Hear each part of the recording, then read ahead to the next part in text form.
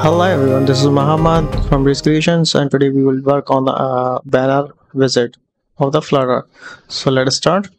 So first we need to create a body here in the scaffold, and then we will create a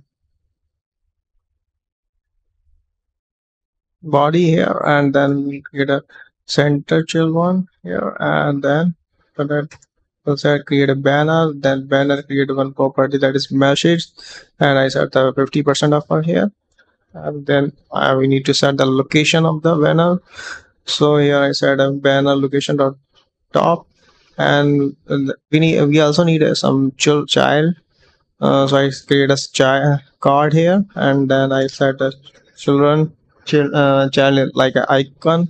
I will set the icon like this, and then we need to set the size of the icon, and we need to set the color of the icon, and then click on the save.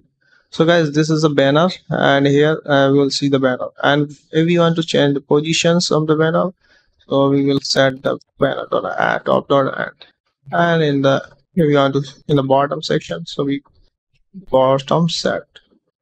So this is a banner.